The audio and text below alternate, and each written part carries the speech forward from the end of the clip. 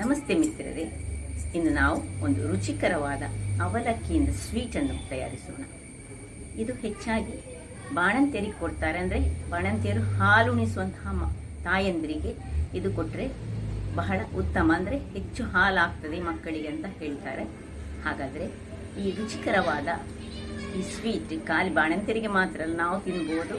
ಯಾವಾಗಲೂ ನಮಗೆ ಸ್ವೀಟ್ ತಿನ್ನುವ ಆಸೆ ಆದರೆ ಇದನ್ನು ಮಾಡಿ ಉಪಯೋಗಿಸಿಕೊಳ್ಬೋದು. ಹಾಗಾದರೆ ಈ ಸ್ವೀಟನ್ನು ಹೇಗೆ ಮಾಡೋದು, ಅದಕ್ಕೆ ಏನೆಲ್ಲ ಕೆಲವೇ ಸಾಮಗ್ರಿಗಳು ಬೇಕು ಎಂದು ನೋಡೋಣ. ಮಿತ್ರರೇ, ಇವತ್ತೊಂದು ಅವಲಕ್ಕಿಯಿಂದ ಒಂದು ಸ್ವೀಟ್, ಬಹಳ ಈಸಿಯಾದ ಕ್ವಿಕ್ಕಾಗಿ ಆಗುವಂಥದ್ದು.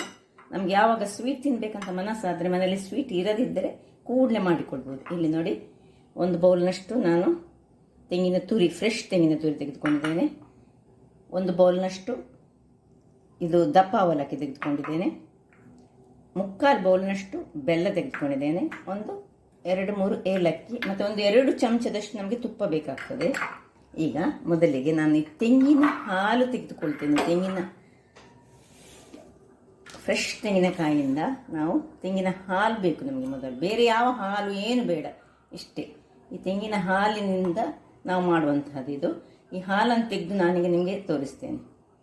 ವೀಕ್ಷಕರೇ, ಇಲ್ಲಿ ನೋಡಿ, ಒಳ್ಳೆ ತೆಂಗಿನ ಹಾಲು ಒಳ್ಳೆದು ಬಂದಿದೆ. ಒಟ್ಟಿಗೆ ಮಾಡಿ ಎಲ್ಲ ಹಸಿ ತೆಂಗಿನಕಾಯಿ ಇದ್ದರೆ ಬಹಳ ಒಳ್ಳೆದಾದ ಹಾಲು ಬರ್ತದೆ. ನಮಗೆ ಬೇರೆ ಯಾವುದು ಬೇಡ. ಈಗ ಈ ಬೆಲ್ಲವನ್ನು ನಾವು ಇಲ್ಲೊಂದು ನಾನು ಪಾತ್ರೆ ಇಟ್ಕೊಂಡಿದ್ದೇನೆ. ಸ್ವಲ್ಪ ನೀರನ್ನು ಹಾಕ್ಕೊಂಡು ಬೆಲ್ಲವನ್ನು ಕರಗಿಸೋಣ. ಇದು ಒಳ್ಳೆ ಬೆಲ್ಲ ನಾನು ತೆಗೆದುಕೊಂಡಿದ್ದೇನೆ.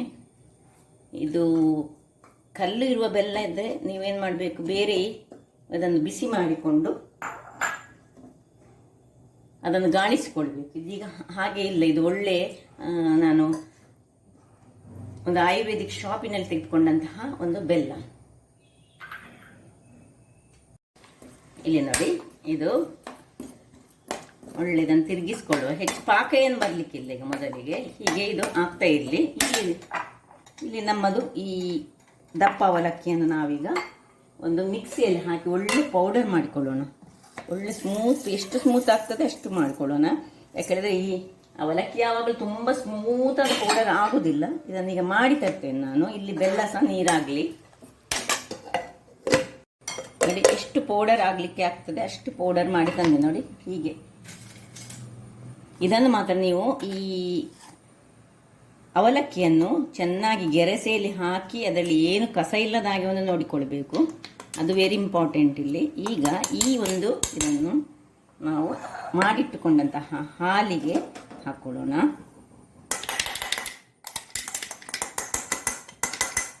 ಹಾಕಿ ಕಲಸಿಕೊಳ್ಳೋಣ. ಕಲಸಿ ಒಂದು 5 ನಿಮಿಷ ಹೀಗೆ ಇಟ್ಟುಕೊಳ್ಬೇಕು ನಾವು. ವೀಕ್ಷಕರೇ ನೋಡಿ, ಒಂದು 10 ನಿಮಿಷ ಹೀಗೆ ನೋಡಿ ಹೇಗೆ ಆಗಿದೆ ನೋಡಿ. ಈಗ ಇದಕ್ಕೆ ಒಂದು ಕಲ್ಲಿನಷ್ಟು ಉಪ್ಪನ್ನು ಹಾಕ್ಕೊಳ್ತಿದ್ದೇನೆ ನಾನು. ಉಪ್ಪನ್ನು ಹಾಕ್ಕೊಂಡು ಸ್ವಲ್ಪ ತಿರುಗಿಸಿಕೊಳ್ತೇನೆ. ನೋಡಿ, ದಪ್ಪ ಆಗಿದೆ ನೋಡಿ. ಇಲ್ಲಿ ನನ್ನದು ಸಣ್ಣ ಉರಿಯಲ್ಲಿ ಬೆಲ್ಲ ನೀರಾಯಿತು. ಈಗ ಏನು ಮಾಡಬೇಕು ಹೇಳಿದರೆ, ಈ ಒಂದು ಮಿಶ್ರಣವನ್ನು ಇದಕ್ಕೆ ಹಾಕೊಳ್ಳೋಣ.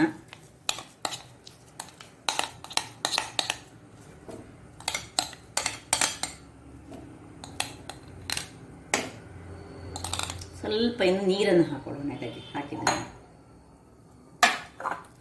ತೊಳೆದ ನೀರು.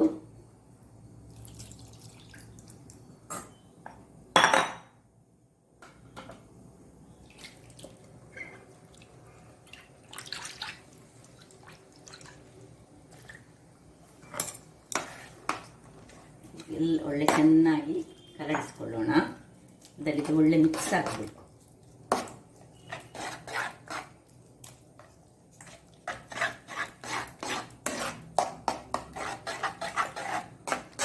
ಅವಲಕ್ಕಿಯಿಂದ ಆಗಾಗಲೇ ಒಂದು ಸ್ವೀಟ್, ಈಗ ಯಾರಾದರೂ ಈಗ ಒಂದು ನೆಂಟರು ಬರ್ತಾರಂತ ಹೇಳುವಾಗ ಅದರಲ್ಲಿ ಒಂದು ಮಾಡಿಕೊಂಡು ಇಟ್ಕೊಳ್ಬೋದು.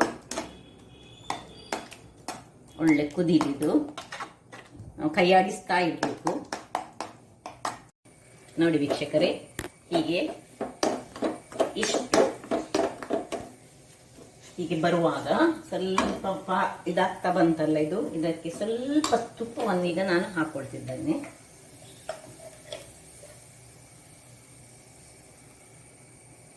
ತುಪ್ಪವನ್ನು ಹಾಕ್ಕೊಂಡು ಇದಕ್ಕೆ ಗಟ್ಟಿಗೆ ಬರಬೇಕೀಗ. 1 ಚಮಚದಷ್ಟು ತುಪ್ಪ ಹಾಕೊಂಡೆ.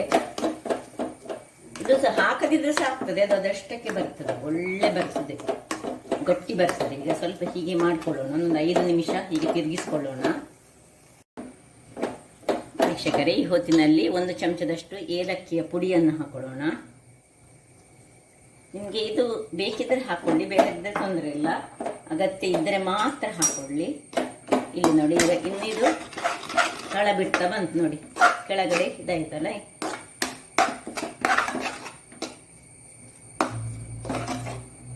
ಇನ್ನು ಇಲ್ಲಿ ಈ ಒಂದು ಪಾತ್ರೆಗೆ ನಾವು ಯಾವುದರಲ್ಲಿ ನೀವು ಅದನ್ನು ಹಾಕೊಂಡಿದ್ದು ಮಾಡ್ತೀವಿ, ಅದಕ್ಕೆ ಸ್ವಲ್ಪ ತುಪ್ಪವನ್ನು ಸವರಿಕೊಳ್ಳೋಣ.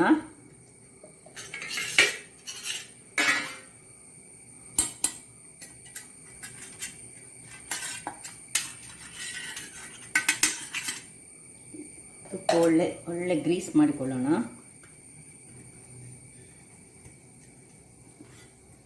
ಒಂದು ಅರ್ಧ ಚಮಚದಷ್ಟು ಗ್ರೀಸ್ ಮಾಡಿಕೊಂಡ್ರೆ ಸಾಕು. ಇನ್ನು ನೋಡಿದಾಯ್ತು, ತಳ ಬಿಟ್ಟ ಬಂತಲ್ಲ, ಸಾಕಿಷ್ಟು.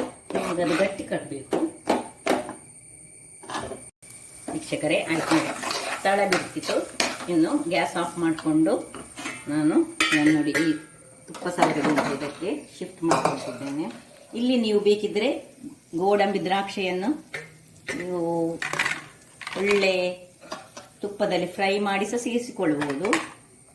ಆಕ್ಚುಲಿ ಇದನ್ನು ನಾವು ಈ ಬಾಣಂತಿಯರಿಗೆ ಇಂತಹ ರೌಂಡ್ ಬೆಲ್ಲ ಉಂಟಲ್ಲ, ಇದರಲ್ಲಿ ಮಾಡಿದರೆ ಅವರಿಗೆ ತುಂಬ ಹಾಲು ಹೆಚ್ಚುತ್ತದೆ.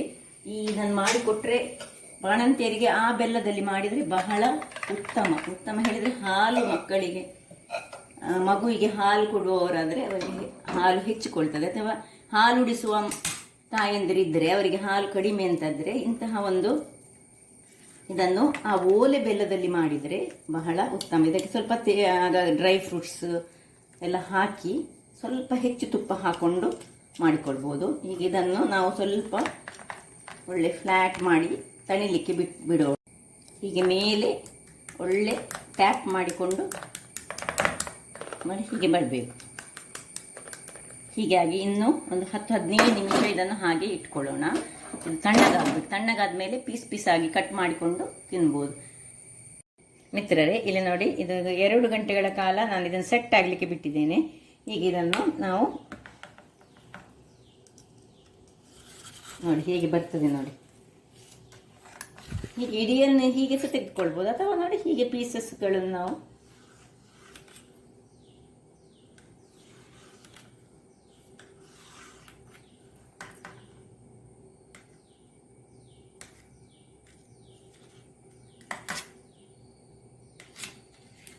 ಕಟ್ ಮಾಡಿಕೊಂಡು ಹೀಗೆ ಸಹ ತೆಗೆದುಕೊಳ್ಬೋದು. ನೋಡಿ ಹೀಗೆ ಇದನ್ನು ಒಂದೊಂದು ಪೀಸ್ಗಳನ್ನು ನಮ್ಮ ಯಾರು ಸಹ ನಾವು ಸಹ ತಿನ್ಬೋದು, ಅಥವಾ ನಾನು ಹೇಳಿದ ಹಾಗೆ ಯಾರಿಗೆ ಮಕ್ಕಳು ಹಾಲು ಉಣಿಸುವ ತಾಯಂದಿರಿದ್ದರೆ ಅಂಥವರಿಗೆ ಸಹ ಹೀಗೆ ಕೊಡ್ಬೋದು. ಸೊ ಬಹಳ ರುಚಿಕರವಾಗಿರ್ತದೆ.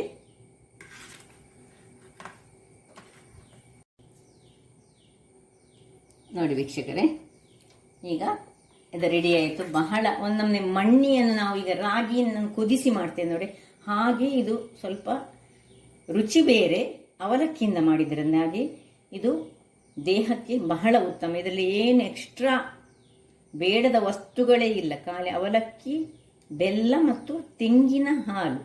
ಅದರಿಂದಾಗಿ ನಾನು ಹೇಳಿದ ಹಾಗೆ ಈಗ ಹಾಲುಣಿಸುವವರು ಇದನ್ನು ದಿನಕ್ಕೊಂದು 2 ಪೀಸನಷ್ಟು ತಿಂದರೆ ಅಥವಾ 4 ಪೀಸ್ನಷ್ಟು ತಿಂದರೆ ಬಹಳ ಉತ್ತಮ. ಹಾಗಾದರೆ ನನ್ನ ಈ ಕುಕಿಂಗ್ ಚಾನಲ್ ನಿಮಗೆ ಇಷ್ಟ ಆದರೆ ಬೋಳೂರು ಸುವರ್ಣ ಚಾನಲನ್ನು ಲೈಕ್ ಮಾಡಿ, ಶೇರ್ ಮಾಡಿ ಹಾಗೂ ಸಬ್ಸ್ಕ್ರೈಬ್ ಮಾಡಿ ಹಾಗೂ ನನ್ನ ಇನ್ಸ್ಟಾಗ್ರಾಮ್ ಪೇಜನ್ನು ಫಾಲೋ ಮಾಡಿ. ಧನ್ಯವಾದಗಳು.